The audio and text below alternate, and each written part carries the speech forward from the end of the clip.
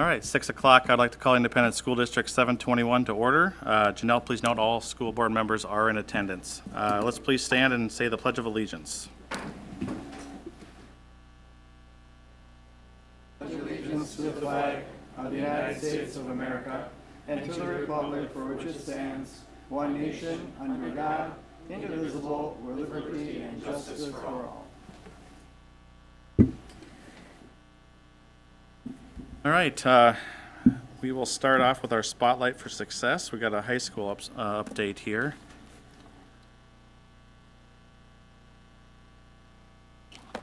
Principal Thorstedt, please take the podium.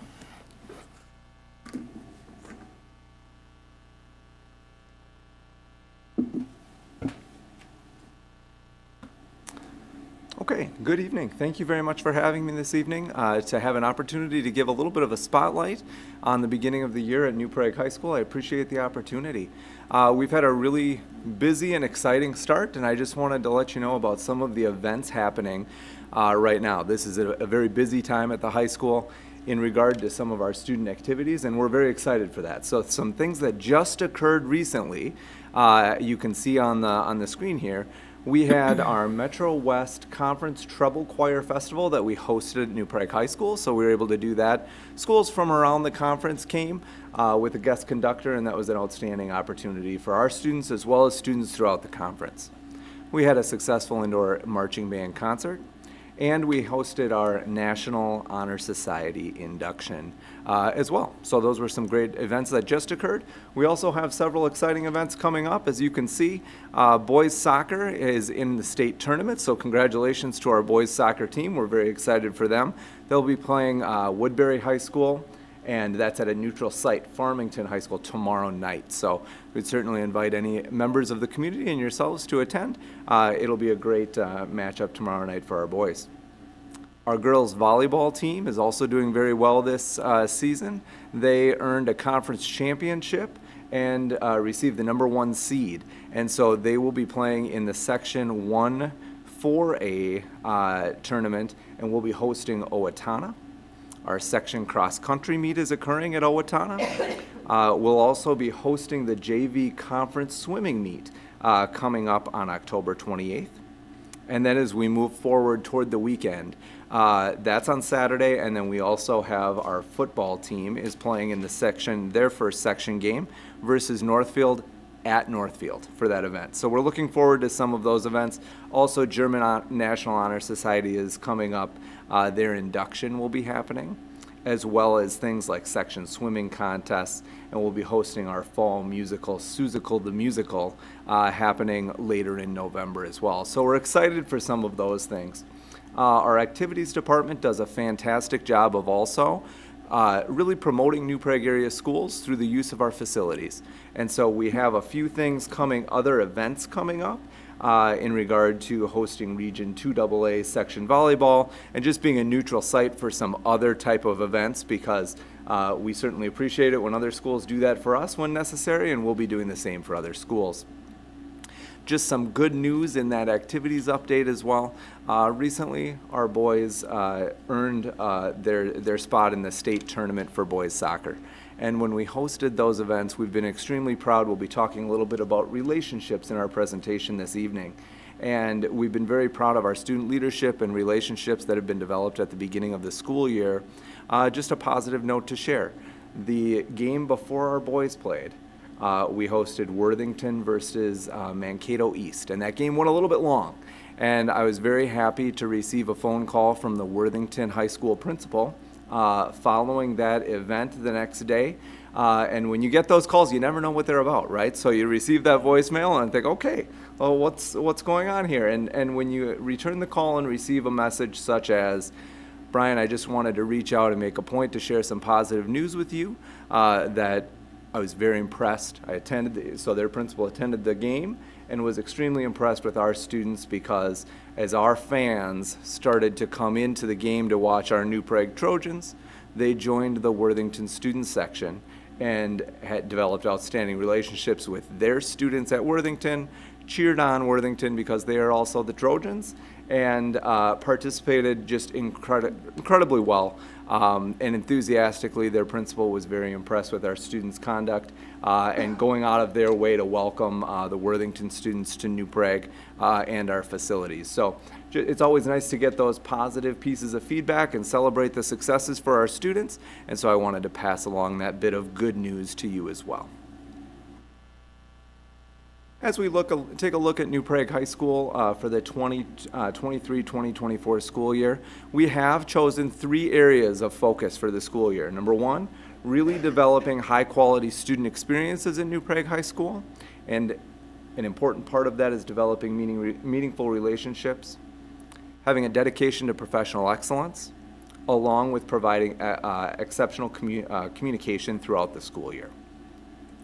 And so in those areas, as we look at New Prague High School and the students, the experience our students have on a daily basis, we really wanted to come up with some strategic ways to create and develop relationships with our students. As a school of approximately just under 1,400 students, it's not possible to talk to every student every single day. It doesn't happen. It does in the classroom, but not school-wide. And so we want to be strategic with how we develop relationships in our school. Number 1, in our classrooms, we really prioritize this year that all teachers are using strategies to make sure to get to know their students on a much deeper level to increase, number 1, levels of student engagement, and number 2, the more we know our students, it creates opportunities for teachers to individualize and personalize learning for our students. And so that's a priority. We've been working on some of those strategies. Some of those strategies are definitely content area specific, right? So within a biology classroom, within a chemistry classroom, it could be through group work and those types of things. Others are a little bit more broad and create a sense of community within every classroom. And so we see a variety of strategies being used in all of our classrooms to develop those relationships. From a school-wide standpoint, we've taken several steps to build those relationships as well. One is that we offer student leadership seminars once each month. In those student leadership seminars, we're pleased to have New Prague staff members, community members, business leaders throughout our region come in to speak with our students on a variety of different topics. They do that once a month and on a different topic each month. We've seen an increase over the past, we did this last year and into this year, we've seen an increase in the student participation rate with that. I put that in our last high school newsletter and had several parents reach out with interest for their children to participate as well. So that was a strategic school-wide step to facilitate relationships. I also meet with a different group of students each Friday. We schedule those meetings to strategically meet with a variety of different groups of students, different grade levels, different interests, different levels of involvement, whether it be activities, the arts, academics, students who are not involved in anything, just different types of groups of students. And we gather that information. I ask some specific questions, and then we also go with where the conversation leads us. But again, just that sounding board to be able to find out how our students' experience is and gather some information about that directly from a variety of students, not just one group of students. In the fall, our New Prague High School administrative team, and that included activities and high school administration, met with our fall captains of all of our activities and athletics to be able to discuss their role as leaders within our student body, and that impacts things like fan section conduct and those types of things. So we met with captains to be able to talk about their role as leaders and what we expect of them and brainstorm ways that they can show up in our school and really take ownership over our school culture and environment at New Prague High School. As I alluded to, we've met with fan section leadership groups to talk about fan expectations, plan out theme nights for different types of athletics events and those types of things, and those meetings have gone extremely well. We appreciate our students' willingness to participate in those meetings and really have open dialogue that sets us up for success so our students can show up and be really proud New Prague Trojan fans. Also, we've taken the time to make sure to send very clear, clarified emails in regard to what resources we have for students. So we want to make sure all students understand what support resources we have for them. events that are coming up, along with clarifying and continually clarifying what our expectations are for students at New Prague High School. We also met with each grade level at the beginning of the year to talk about our student handbook and expectations for how we expect students to engage in their learning. And we kind of qualified all of those under some Trojan tips for success in regard to academic and student success at the high school. So those were some strategies that we used specifically to build relationships both in the classroom level and on the school-wide level at the beginning of the school year. We also have just a couple of spotlights. It's not possible in a short presentation to spotlight every program, but wanted to highlight a couple.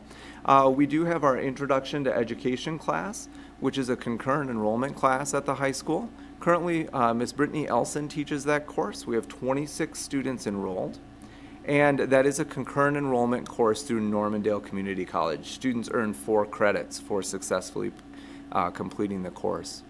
Just some of the highlights involved with that.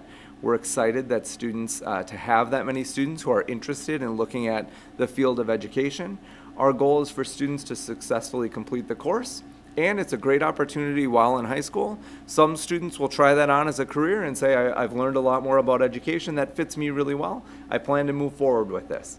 Other students will try that on and say, you know what, just like any other career, I've determined that this is not a fit for me. And at the end of the day, we believe that while in high school, that's a very successful determination to make there before we make an investment in our future at whatever career training is necessary for that specific career. Highlights of our student experience: we have several New Prague educators who support these 26 students with field placements. So twice a week our high school students are going out into our district. That's all the way from early childhood into elementary schools, middle school, and our high school, partnering with an educator, and twice a week they're working with a professional in the field to determine what is this career like, what's the day-to-day. It's very much a job shadow experience, and that happens twice each week. Our students also visited Normandale Community College to conduct a site visit, and on that visit, they were able to learn more about the various pathways that exist into education, from a 2-year education standpoint, moving into a traditional university standpoint, and alternative pathways as well. So that was a great experience for our students in that class. Another spotlight I wanted to share with you is we were pleased to be able to start our Introduction to Welding classes again this year. We have 99 students enrolled in Introduction to Welding, which is an outstanding number. It shows our students are very interested in this area. We're running 4 sections, 2 during first semester, 2 during second semester. Some of the highlights from that area are, number 1, I would like to give very public thanks to Mr. Lockhart. He did an extremely great job and donated a huge amount of his time to be able to make sure our welding lab was up to date, make sure our equipment had all of the safety checks taken care of, and making sure that that space was renovated and ready to go for our students at the beginning of the school year. So he did a great job with that. Number 2, our students are using the Meet in a Classroom at the beginning of the class period to review safety procedures. They learn new techniques. They're learning about a variety of different types of welds, and then they go into the welding lab to actually practice their skills and work on projects. They're just about ready to start their project, and they'll be building an automotive creeper that they'll be using some of their beginning welds on in that introductory course. Our second theme is professional excellence at the high school this year. A couple of areas that I'd like to highlight in regard to professional excellence and the way our teachers are engaging in professional excellence throughout the school year. Number 1, our student assistance team is doing a great job with really taking our multi-tiered systems of support to the next level. This is a team that meets to be able to review how our students are doing and identifying students early who may need additional support. So that's something that we've taken a really strong look at. We're really looking at Tier 2 interventions, and those include things like daily check-in and check-outs, guided studies, facilitated student groups about relationships or attendance or things like that. It includes potentially meeting with our Scott County Connect therapists, math intervention, and things like those strategies to be able to support student learning. And so we're very pleased that our STAT team, headed by Ms. Julie Meyer, our assistant principal, is really taking a good step toward continually improving our MTSS system at the high school. We're also using some of our PLC time this year to review our college and career readiness. We want to make sure that all of our students leave New Prague High School with kind of that guaranteed viable curriculum of college and career readiness, so that when they leave as a 12th grade students, all of our students have had kind of a unified experience in regard to mock interviews, job shadows, specific field trips, and those types of things, to be able to help them inform what they would like to do after high school. So we're taking a look at all the already great things that are happening. They're happening in our MARS classes. They're happening in areas like marketing. They're happening in foods, and a lot of career-specific opportunities for our students exist. We're making sure that that's a continuum from 9th grade to 12th grade that builds upon one another. Again, just taking that and moving it to that next level. So those are a couple of ways that our staff is really engaging in professional excellence. And as I stated, the other area we're focusing on this year is effective communication. And so with New Prague High School, we've really made sure to take a priority to tell our New Prague High School story. We have a comprehensive high school experience that is of extremely high quality. We're very proud of that. We're very pleased to offer that. It's also our job to make sure that we tell that story, and so we share the successes that are going on. So we've taken that seriously to do that through newsletters, our website, email communications to parents, and local media. We also are taking time to celebrate our students' achievements, and we're taking time to make sure that we're informing and responding. And in those areas, making sure students, parents, and guardians all have accurate information, up-to-date and timely information on what they need to know to make sure to be involved and engaged at the high school. We're also taking an opportunity to proactively communicate about student learning when things, if there's something going exceedingly well, or we're noticing someone is in need of additional support. So taking time to have those proactive communications. One of the strategies we're using for that is having some family meetings and inviting families in whatever capacity they're able to do. That could be in-person meetings or virtual meetings, dependent on what family's availability is, to discuss their children's progress at New Prague High School. So those are some of the strategies we're using to promote effective communication during the 23-24 school year. That's a broad update of New Prague High School and what our themes are, some of the current events that are happening, and what our focus is to try to continually demonstrate that continual growth and improvement, along with guaranteeing a high-quality high school experience for our students. Thank you. Are there any questions that I Any can questions or comments? I just have one. Do you guys have the equivalent, because I don't know what it's called anymore, of advisor advisee? We do not have an advisory period right now. Okay. That's gone through several iterations in the past. Right now, we do not have an individual advisory period during the school day. Okay, thanks. Yeah, thank you. Any other questions or comments from anyone? All right. Thank you very much for Thank that you. update. Thank you. All right, next on the agenda is the open forum, which we did not receive any, so we'll skip over that section. Next piece is an approval of the agenda. I will entertain a motion. Second. It's been first and seconded. I want to make one, actually, before we do that, I should have said this. We want to move the audit report from 11.1, if we want to move that up to 10.1. I just want to make that adjustment. That way, our auditor can hit the road quicker. So we'll move that to 10.1 and remove the 11.1. So now I'll entertain a motion with that adjustment. So moved. Second. It's been first and seconded. Any comment?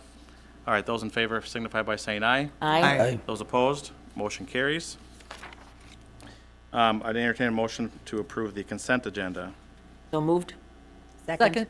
And first and seconded, those in favor signify by saying aye. Aye. Those opposed, motion carries. All right, board committee reports. Southwest Metro, Danny? We will be having our monthly meeting tomorrow evening. We postponed it because of MEA last week. Okay. All right, how about CPAC? CPAC met virtually last week, and it was a very good meeting. We had a discussion about changes in personnel in the special ed department. We have had a lot of hirings in that area. I believe 14 new hires for this year. And the nice thing about it, we've got pretty much all the areas filled out. I think there might be a para position or two that still might need some filling out yet, but otherwise we're looking very good. We had a referendum information part of the evening. We talked about how the referendum impacts the whole school district, but especially how it keys in on special needs support and special needs students. So we had a nice discussion about the referendum and the importance of getting out and voting. And then we also talked about some other topics, such as maybe presenting another speaker that would deal with one of the issues that some of the parents are that seem very timely at this time for presentation. So we'll look to see if we can have another presentation. Last year we had one that was done by an autism parent, and it was very well received. And a couple of years ago we had one by DCD, Developmentally Disabled speaker, and that was also very well received. So it was a very good meeting, and our next meeting is scheduled for December, I believe. No, I'm sorry. It's, in December. Okay. All right, thank you. How about community ed? No meeting. Okay. Legislative committee? Oh. Early childhood community coalition? No meeting. Okay. Joint powers? We didn't have a meeting, but there are a couple of things that I should put on your radar. The aquatics coordinator / Neptune head coach resigned, and so they are now looking for a replacement for him. They had it posted as a single full-time position and didn't get any interest, and so now they split it in half as a .5 aquatics coordinator and a .5 Neptune head coach. If they find somebody who would like to be full-time in this, they're going to combine it, but right now they're just looking for two different people. They also sent out a survey to the swim club parents talking about what they're really looking for when they put their kids in swim club and things like that. That's already done, and now they're reviewing all the information, and that'll be shared at the next Joint Powers Board meeting. Okay. All right. Equity committee? Nothing. Okay. And then district advisory committee? We didn't meet.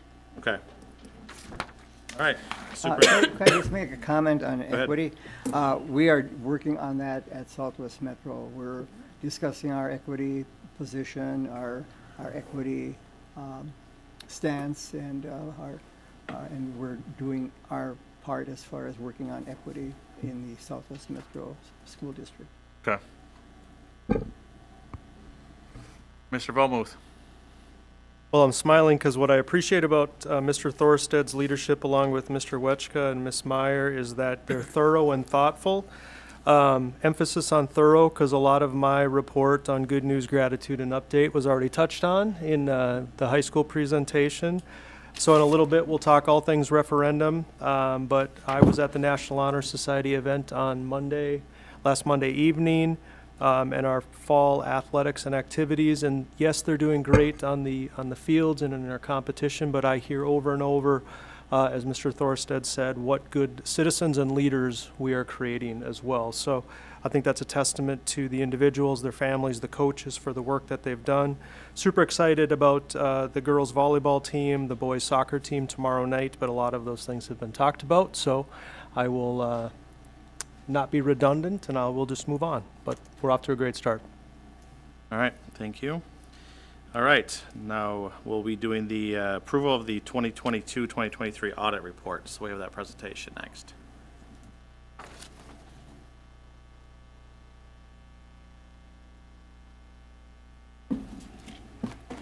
Welcome.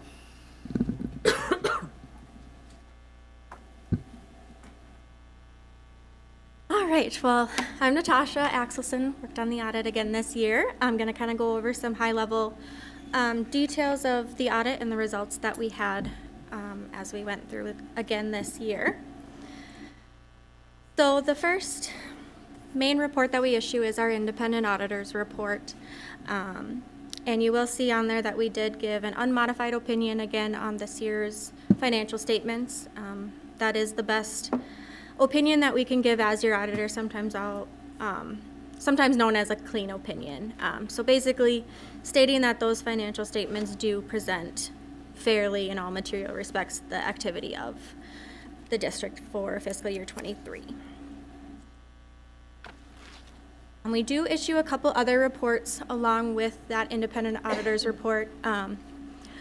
We issue a report on government auditing standards. So with the type of entity that you are, we are required to look at a couple things in addition to the normal auditing standards, specifically around gaining an understanding of your internal controls over financial reporting.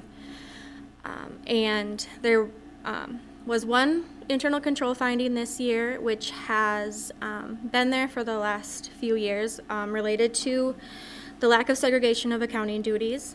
We do have that as a significant deficiency finding, so it's not at the material weakness highest level, so it is kind of a mid-level finding. The business office does have some compensating controls in place, just kind of doing the best with the amount of people that they have there.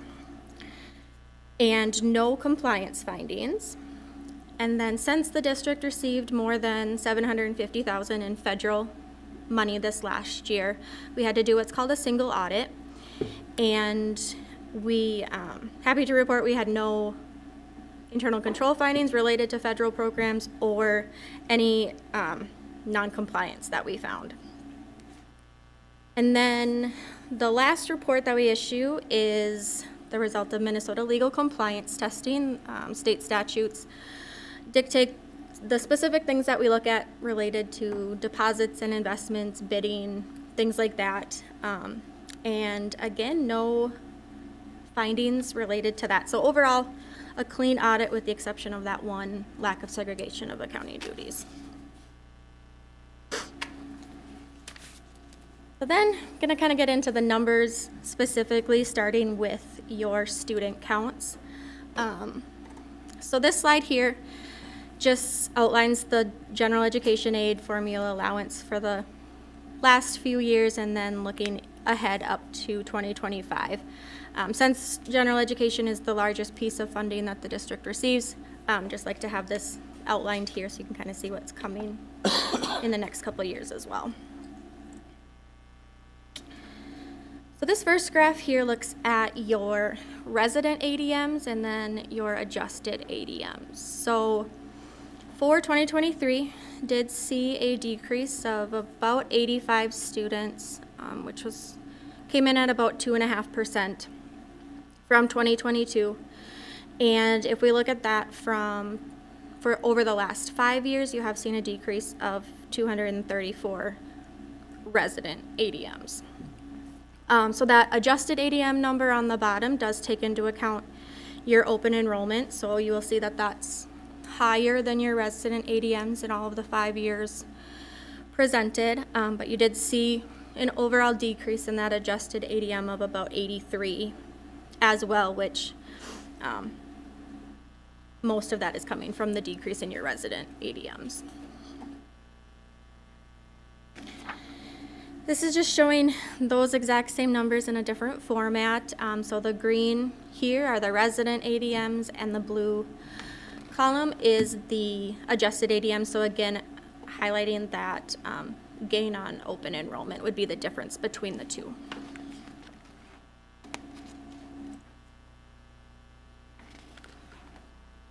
So when looking at those student counts and converting them into pupil units, which is what the actual funding is based on, depending on grade level and things like that. So these are the weighting factors.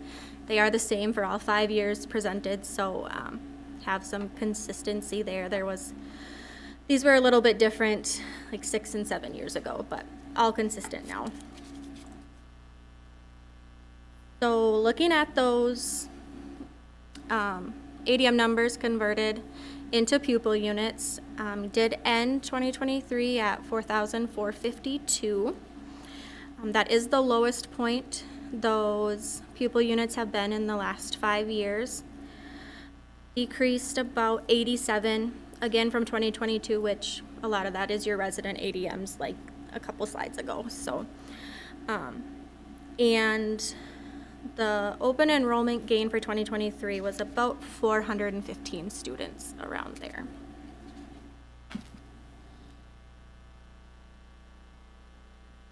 So this chart here is showing those pupil units broken out by resident and non-resident to get to your total. So the majority is your resident ADMs in that blue, and then the green at the top is your non-residents.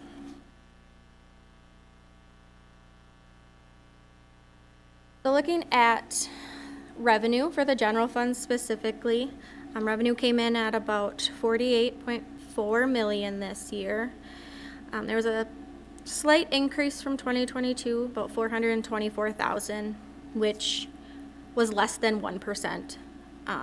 And most of that increase did come from revenue from state sources. Specifically, general education increased slightly with the formula allowance increase, and then special education aid, the allocation for the entire state has increased, so did see an increase in that special ed aid this year.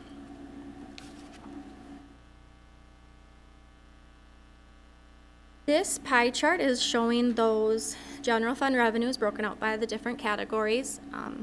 Highlighting here that the state revenues do make up over 80% of that general fund revenue. Local property taxes make up 12%, and then the remaining 7% is made up of other local and county revenues, and it does also include your federal grants are in that other revenues category. And as far as the percentage of the total, very consistent with 2022.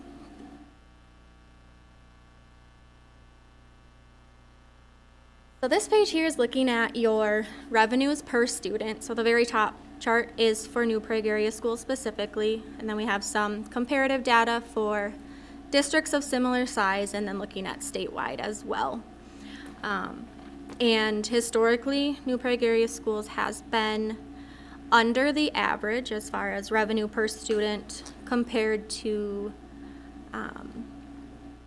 similar size districts as well as statewide, and kind of coming in under than the averages in all 4 categories. There isn't one in particular. And the 2023 numbers for statewide and other districts are not available yet, but the trend has been pretty consistent over the last 4 years. So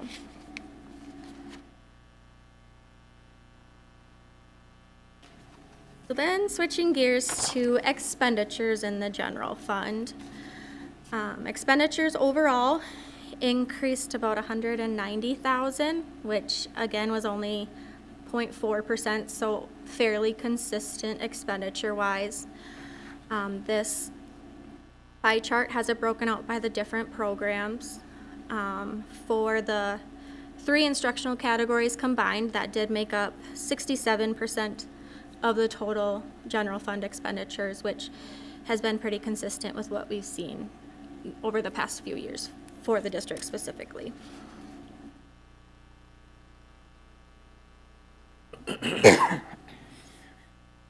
Now we're looking at budget to actual for the general fund. Initially, the original budget anticipated a decrease in fund balance of just over 3 million. That was adjusted to anticipate a decrease of about 2.7 million. Actual results did come in slightly better with an actual change in fund balance of 2.1 million.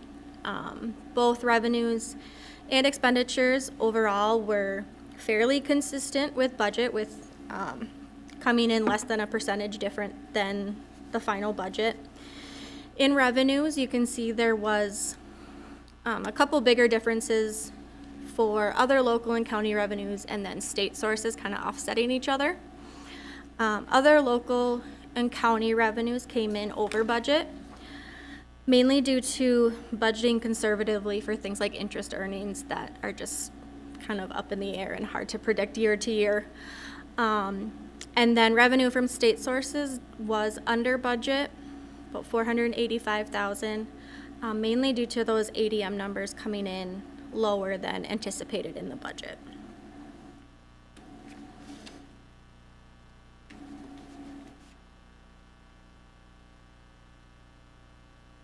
Similar to those revenues per student that we looked at a couple slides ago, this is giving you data on the expenditures per student for the different funds. And similar to the revenue, since there's less revenue coming in per student, the expenditures per student are below the averages and comparative data for similar districts, just have less coming in, so there's less to spend. And again, pretty consistent trend over the last 5 years. And then the 2023 numbers are in line with what I would expect to be under the averages again for this year.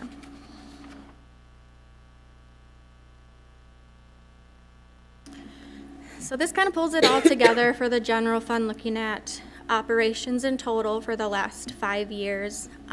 So you can see that increase in both revenues and expenditures did result in a ending fund balance of $4.2 million.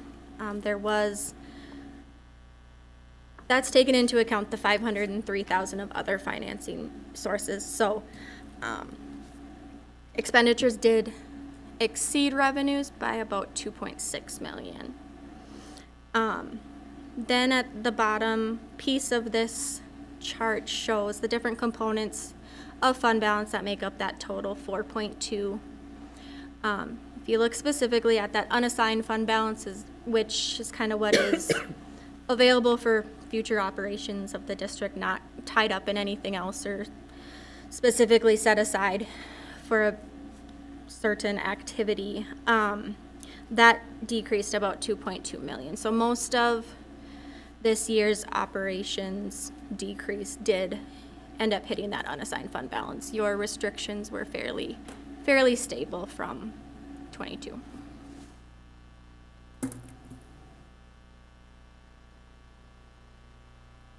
So this chart looks at that fund balance in a little bit different way. This is the unrestricted fund balance as a percentage of your expenditures. So this fund balance number includes that unassigned as well as the committed fund balance and then ending non-spendable, which I don't think there was any non-spendable this year, but does include those three categories. This is what the SOD calculation is based on, so this is that fund balance number that they use.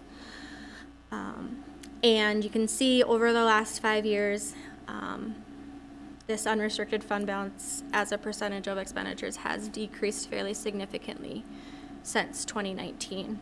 And the last 3 years have been under the statewide average.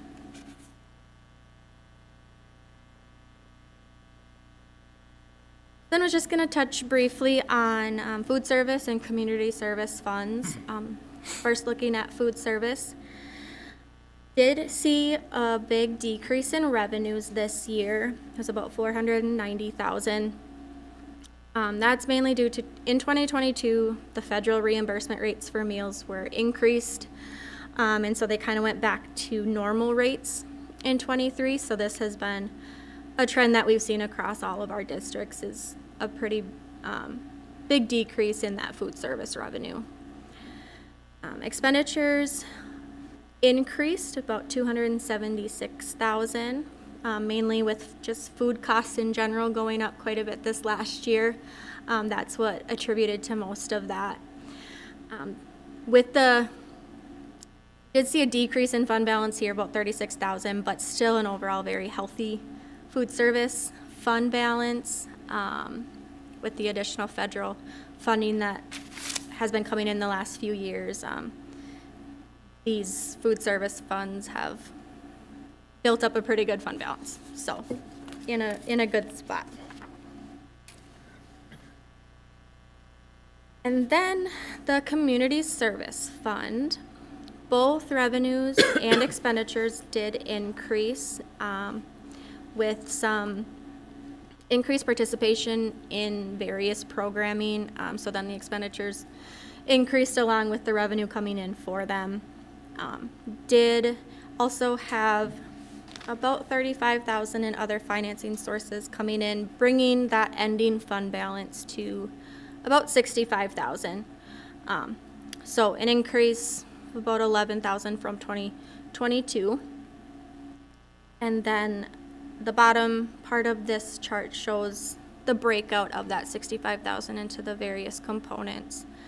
And for all of the 5 years presented, that community education program specifically is in the deficit. It's a deficit about $264,000 this year, with the other 3 components being positive. So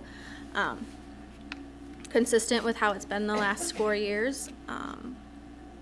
But yeah, overall coming in at about 65. So overall, very good audit again this year. Clean with the exception of that one lack of segregation of accounting duties, and that is kind of a cost-benefit situation that you're in with how many staff you have. And like I said, it went really well, thanks to Sandy and her team. They were very prepared for us as always. So any questions from anybody? I do have one. It's kind of in the weeds. So. All right, I'll do my best. So the net pension liability, can you just explain to me the large increase in that? Like, is there a change in legislative? I mean, the rates changed a little bit. I mean, how much the contribution needs, but maybe there's more to, Yes. there's obviously more to that than, Right, the- so so. your net pension liability, it did increase a lot this year across the board, and a lot of that was due to the difference in what the expected investment earnings came in and what actual. And we are a year behind for the pension. We are using like 2022 data, so that was not a great year investment-wise. So that's contributing to it quite a bit. And then there's a lot of different actuarial assumptions that go into that, like a discount rate and things like that. But the investment earnings compared to what they expected was probably the biggest component of that. So that adjustment doesn't hit the, I'm gonna call it the P and L, but it doesn't hit to the P and L, does it? Yeah, it only affects those front 2 statements, your statement of net position and statement of activities. As far as like operational statements, it does So it not never hit that at all. affects that, okay. Correct. Okay. Yep. And it's one of those things that the district doesn't really have control over. Yeah. It kind of is what it is, so. Yeah. But yes, it does not hit those Okay. fund statements, yep. Any other comments or questions? Who controls it if the district doesn't control it? It's statewide, So the legislature controls it? basically. And your percentage of the total based on the contributions that get made for your employees, that obviously has an effect on how much of that liability is yours. But as far as the actual total, that is out of your control. Say, Matt, future liabilities always hit the operations statement someday. I was gonna say, eventually it will, but, yeah. All right, I'd entertain a motion to approve the audit. So moved. Second? And first and second, any other additional comments? Hearing none, those in favor signify by saying aye. Aye. Those opposed, motion carries 7-0. Thank you very much. Thank you. Thank Natasha. you. Thank you, Sandy and her team. All right, next on the agenda, we have the first reading of policies. Any major changes or anything like that you want to go through, or? I didn't have any major changes. It was MSBA changes and administrative changes. Okay. I didn't have anything major. And I'll just note that on the credit for learning, the process is going to be smoother for getting online learning approved for schools. Okay. Any comments on any of them? So I do have some questions on 620 for the credit for learning, how that actually applies. And so it's my understanding that the policy is to kind of set the ground rules for how credits from other education institutions come into the district and how we recognize them. And it appears that some of those credits are required to be recognized based upon the state legislature statutes that are there. One question I had was with the definition of eligible institutions, and it wasn't clear whether only eligible institutions could bring credits in through this system, or whether that is a type of institution that could bring credits in, if that makes sense. Does anybody know the answer to that? Because it seems to eliminate many types of institutions, but then, further down, it doesn't say only eligible institutions can bring in credits under these rules, if that makes sense. So if I heard your question correctly, let me just paraphrase. Your question is there a clearinghouse per se for the institutions that we will accept credits from, or that they can be accepted from, or is there a process to do that beforehand? Is that what you're asking? So not quite. So in the definitions, it talks about eligible institutions, and it defines eligible institutions. And then I'm trying to figure out if that limits all other institutions from bringing credits in if they do not fall under the definition of eligible institutions. So if a student is taking courses in college or something like that on the side from a non-eligible institution, are their credits automatically excluded from coming in, or not? I believe that's the case. I can check and bring that back. I would believe that would be the case. We didn't discuss at that level. But if they're excluded, they wouldn't be able to bring those credits in. We can check and get more information on that for you, but I believe that would be the case. Perfect. And then Do if you have a specific example or something that we can attach it to? So it would be, I could just more fully answer, or we could more fully answer it. Does that make sense? So if it is saying that the definition of eligible institutions are the only types that we would accept credit from, I have some concerns on the types that we're eliminating from receiving credit. For example, if they're Minnesota-based, it seems like it would make sense to allow students who are taking college credits on the side from an institution that's not based in Minnesota. I don't know why we would not accept that type of credit inside the district. And then there's also religious discrimination clause in that eligible institution, where I think it's a huge mistake to say that the only type of institution that is doing education, even if they're in the state of Minnesota, that we wouldn't allow our students to receive credit to go to are religious-based institutions. And so I understand the way the Minnesota law is written, and whether or not that is the right understanding or not, I do not know, that this is the types of institutions that we are required to. But it seems like we could write our definition of the institutions that we'd be willing to accept credit from more broadly than the minimum requirement that state statute requires. And I always think it's a huge mistake to say that we don't want any credits from religious education institutions, even for the for the secular courses that they offer. So just generally speaking, the question at hand is, what is the minimum expectation or requirement for approval so that those credits can be counted for? What is the minimum requirement? Is that it, Dan? My question is, are we excluding everything outside of the definition of eligible institution? So, for example, 2 of my kids are enrolled in an out-of-state school, earning credits from a religious institution. And basically, I would read that to say that that those credits, if they wanted to be concurrently enrolled and do some local school and some of that online school, we wouldn't accept that online school as part of trying to get them to graduation, is what I would understand the eligible institutions to mean.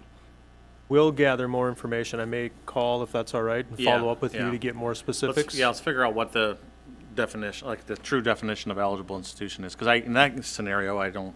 Policy committee members, does that make sense? I think we just need to get more information. I may follow up, or one of us may follow up to get more, so we can. That'd be perfect, and that might be a minimum standard in state statute, and we should be more inclusive, more welcoming of the students who are attending some of these other institutions that we might not be mandated to accept. Would you be willing to send me that? Sure thing. So then, As then you we guys can know, I love emails. Well, then we can research it and have exactly what you're, you know what I mean? What you're stating.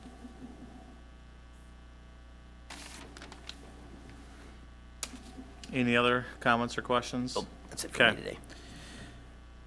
All right, that takes care of that. And then now we have the presentation by Andy, the Proud Tradition and Promising Future campaign presentation.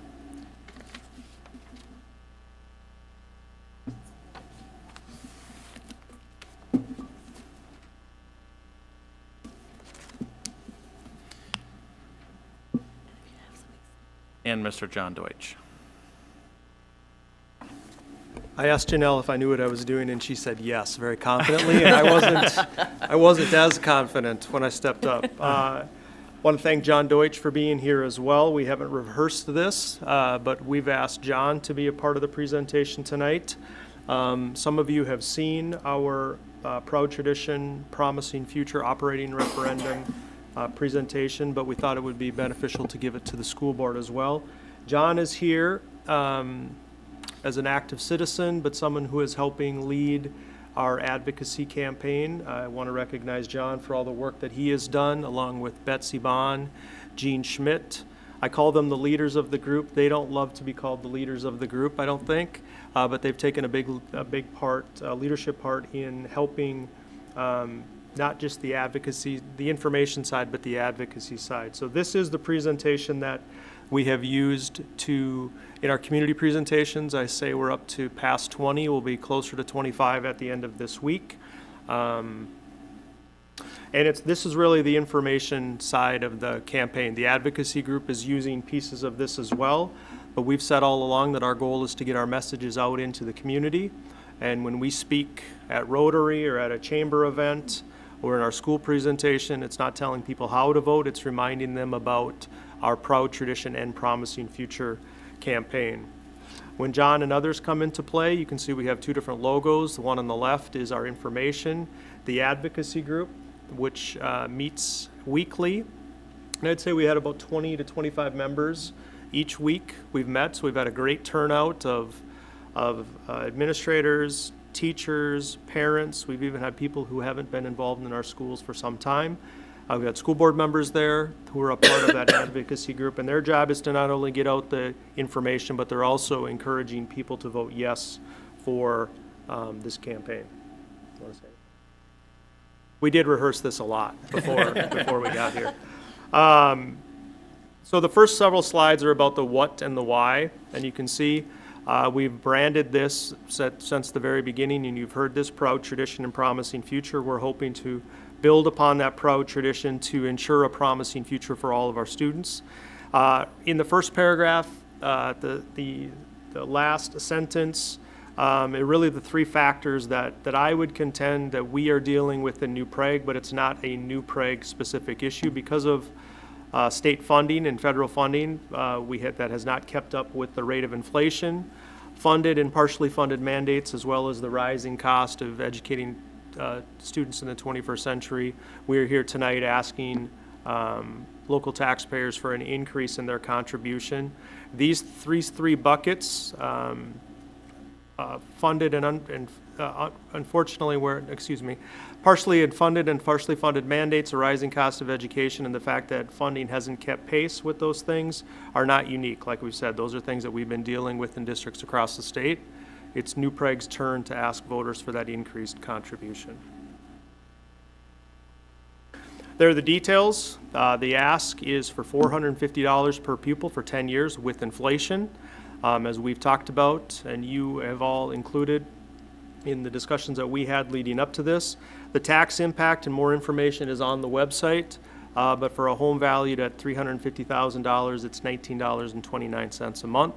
And if people are interested in finding out what that impact may be for them, they can go to our website where the information is there, including this calculator, our FAQ document. We've posted the videos that we have done. All that information is there, and they would be able to understand the tax impact based on their home value. Different than last year's request. It's important to note that this year's request, if people are involved in farming and they have land, would not tax all of their acreage. It would be for a house, garage, and 1 acre. So last year, your request for the technology specific would have taxed all acreage. This is just house, garage, 1 acre, which you would base your value on. Again, we've talked about those three questions: the rising cost of inflation, funded and partially funded mandates, and the rising cost of 21st century students. And when people ask me, what does that mean? I talk about technology. As a principal, for 16 years leading up to this, we didn't have one-to-one devices. We had computer labs kids would go to. Now we don't have computer labs, and we have just about every student in our district has a device, and we're one-to-one, if not one-to-two, even in the primary years. There's a cost for purchasing those devices. There's a cost for maintaining those devices. There's also a cost for ongoing professional development so that we're using those devices to truly transform the way we teach, rather than just using them to gather information. We're using them to transform our instruction. And so technology doesn't replace good instruction, but it can enhance the already strong instruction that we have.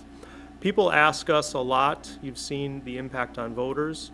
People ask us a lot on how the dollars are going to be used. And as you know, this is not, we discussed a value add request versus a maintenance request. And this is really a maintenance request. And so when people say, what does that mean? We've tried to quantify that into these 4 different areas: to maintain small class sizes, to maintain instructional technology, to provide academic needs and social emotional support, at the level that we're currently able to afford to our students who need additional support, whether it be academically or social emotionally, and then also to avoid future budget reductions. I don't want to take this whole presentation. I know John is really excited to present as well. Anything you want to add? All right. These 4 slides I won't go through, but they're really to help us to define what these buckets mean for the greater community. As we've talked in the advocacy group, this is a question we get a lot. What does this mean? What does this look like? People have asked, is this going to lower class sizes? And unfortunately, this request doesn't lower class sizes. This allows us to maintain the class sizes that we have.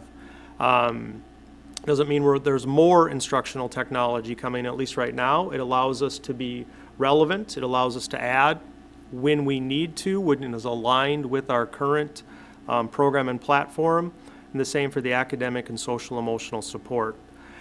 So a lot of this is just to further define those 4 areas. And a lot of this goes back to the community survey that Peter Leatherman and the Morris Leatherman group we commissioned in this summer. And so when we asked the community what they were interested in, a broad sample of 500 random sample families, they said class sizes were really important. They wanted to maintain small class sizes, and we would all like them to be smaller, but we would like to maintain the class sizes at the level they are. And what does that mean? And you can see those bullets below. It's about reasonable student-to-teacher ratios so they can foster those strong relationships like Mr. Thorstead talked about. How do we have strong relationships at the high school and at the elementary school? And ultimately allows us to increase those opportunities for individualized instruction. It's about maintaining technology, not from the community survey that we commissioned, but from a survey that was sent out at the end of last year. 97% of our parents agreed or strongly agreed that teachers are doing a good job of using technology to engage, right? So they were doing what we hope they're doing with it. They're not just gathering information, they're truly using it to foster student engagement in our classrooms. And you can see what those things look like.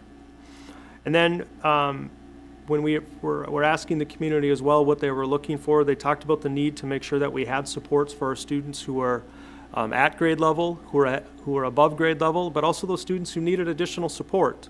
Well, those were academic supports, social emotional supports. That was important to our community. You can see 70 and 69% of respondents talked about those things. And what does that mean? Those 4 bullets talk about the need for us to have strong programming for each and every one of our students, depending on where they're at that spectrum of learners. And avoiding future budget reductions. We know that as a result of last year's failed request, that we had nearly $3.1 million of reductions last year. Those are difficult conversations. Those are difficult things to do. But in order to get out of that budget cycle or that reduction cycle so that we can maintain the program, not add to our program, we're asking for this request. I'll pause. There are 3 different spots that I like to pause for some questions. I can, and I'll ask John if he wants to add anything. Questions from the group? The next piece is I have used to describe, and I remind people, this is taking 15-plus years of referendums in New Prague and boiling it down into about 5 minutes.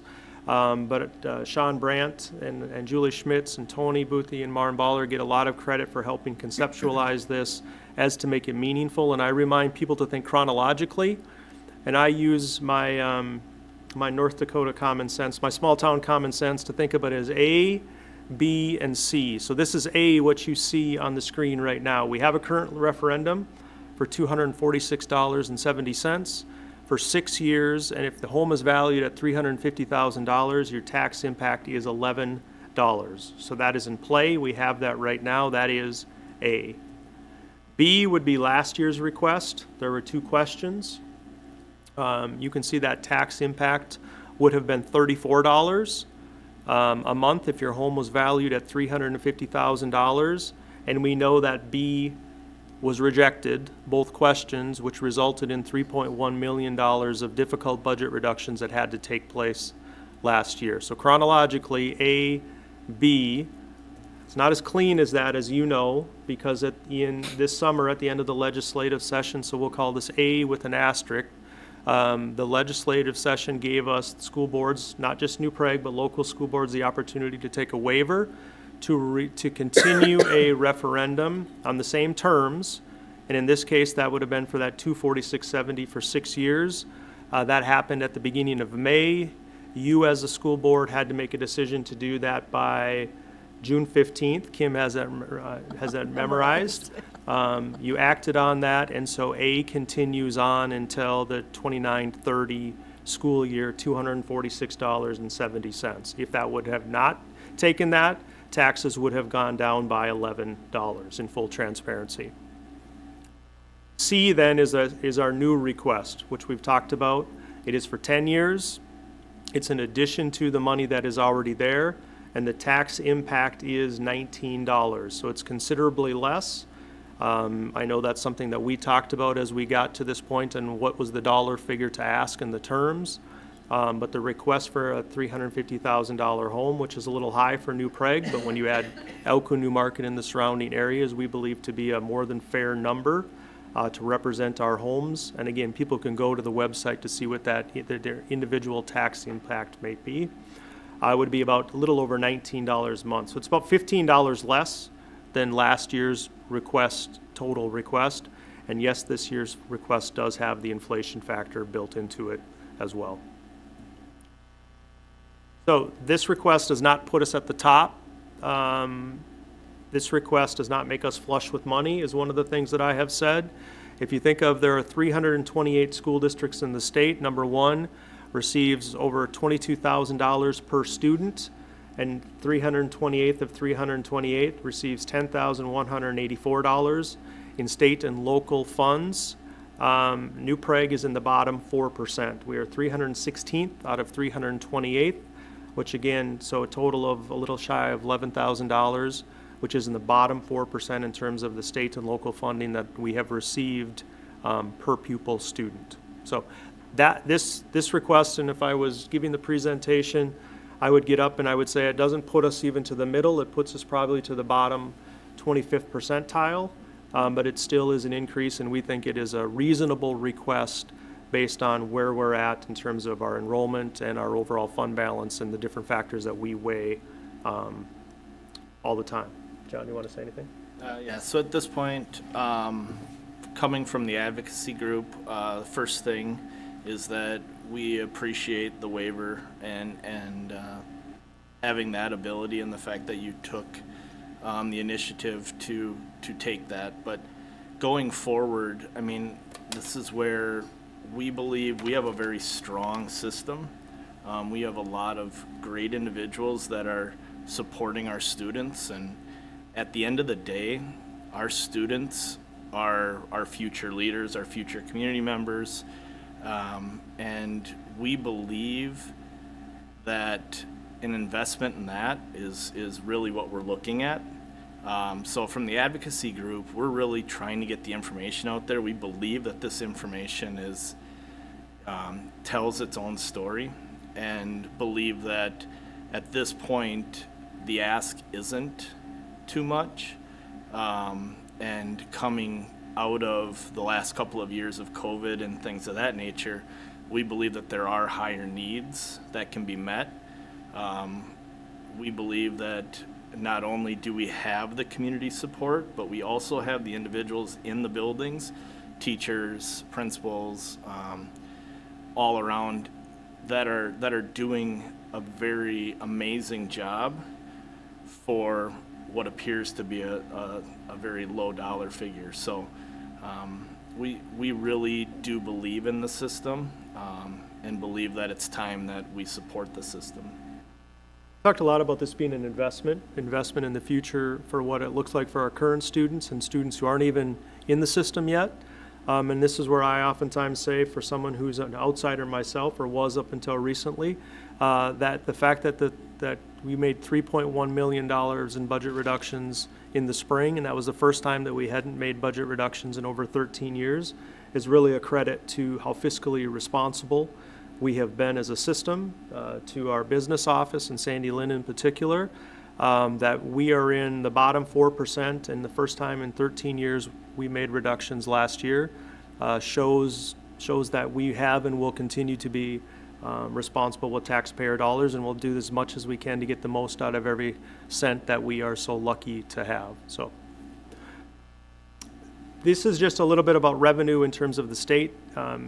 If and when this does pass in November, structurally this won't change. There might be percentages that go up one couple points one way or the other, but you can see because of a majority of our revenue comes from the state, and that has not, we would contend, kept up with those three factors.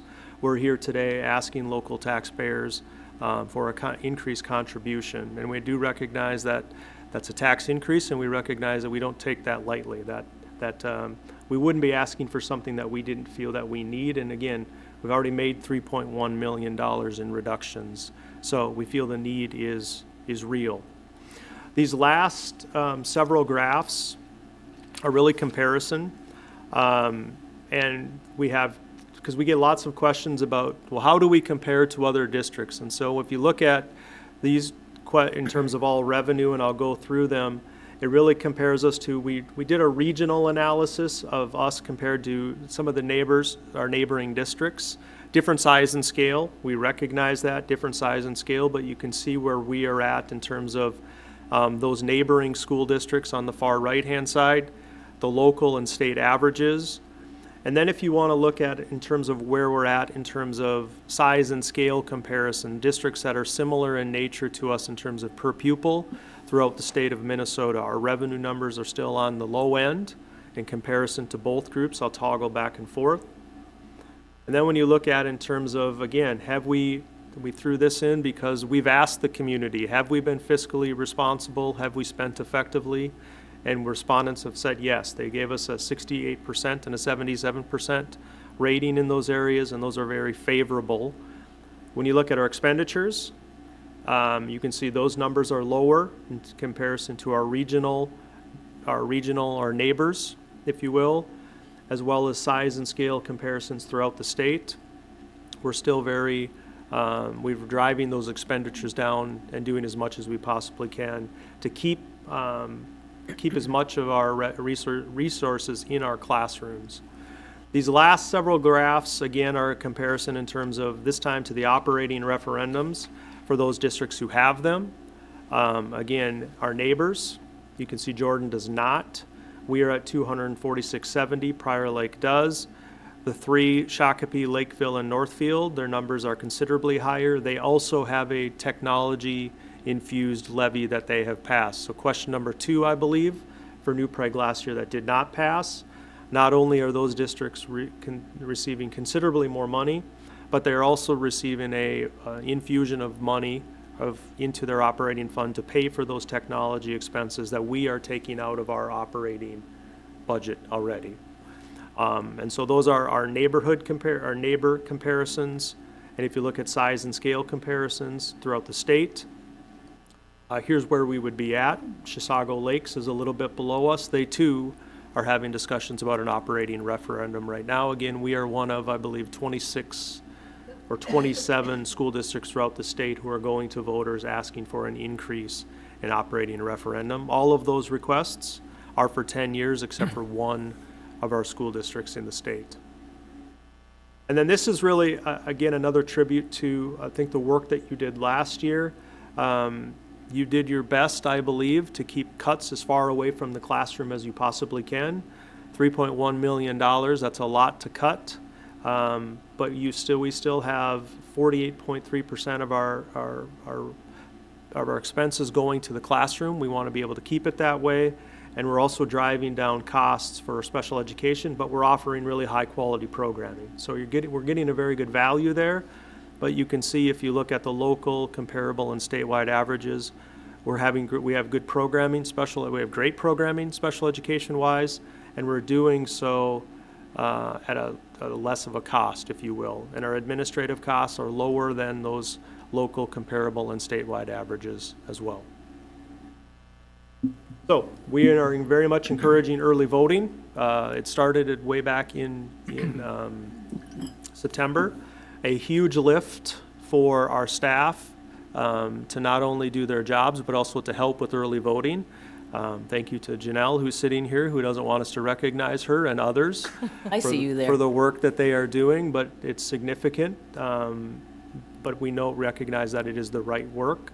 We have lots of information about early voting, about are you registered to vote, how to register to vote. All of that is on our website. And we encourage people to be informed and to make an informed decision based on a request that we think is very reasonable, but also very much needed at this particular time. From the advocacy group, we want to thank you for putting this question back out again this year.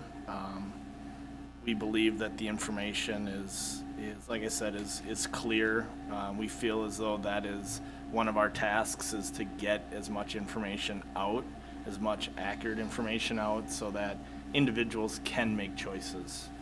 That is really why we've kind of quantified ourselves or classified ourselves as an advocacy group, because we all believe strongly in the system, believe strongly in our kids, and just believe that it's a great place to put effort. So With that, these are again our purpose, and thank you. Like I said, thank you for taking the time to have us share. Thank you to John for being here. John and the parent volunteers and the staff have done a lot of work, and so it is a lot of work, but we believe it to be the right work at this particular time. So at this point, we'd open up for any questions that people have. I don't have any questions, but thank you for all the work you guys are doing, both sides. You were looking more at him than you were. John, thank you and your group. Both of you. Yeah, no, the advocacy group gets a lot of, and I mean this sincerely, it's a lot. And it's a lot for our principals, it's a lot for our teachers who are coming to these meetings on their own dime and their own time. And as the superintendent and as the school board, you should be very proud of the work that people are doing to volunteer their time to get this message out. I am indeed very proud, so thank you. Thank you all. Thank you.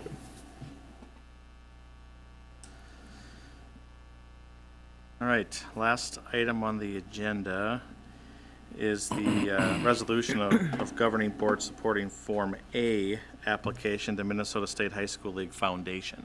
At this time, I'll consider a motion to look at the resolution of governing board support for Form A application to the Minnesota State High School League Foundation. Do I So have a- moved. you have a- Second.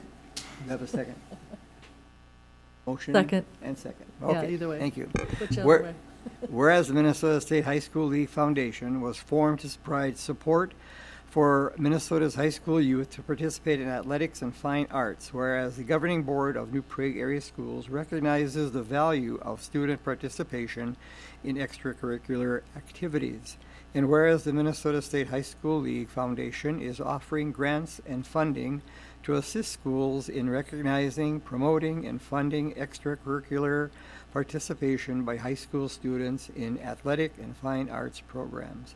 Therefore, be it resolved that the governing board of the New Prague area schools supports the school's application to the Minnesota State High School League Foundation for a Form A grant to offset student activity fees. How do you vote on this, Karen? Yes. Jean? Yes. Matt? Yes. Mark? Yes. Kim? Yes. Dan? Yes. Dennis, yes. Item passes 7-0. All right, I'd entertain a motion to adjourn. So moved. And first and second, those in favor signify by saying aye. Aye. Those opposed, motion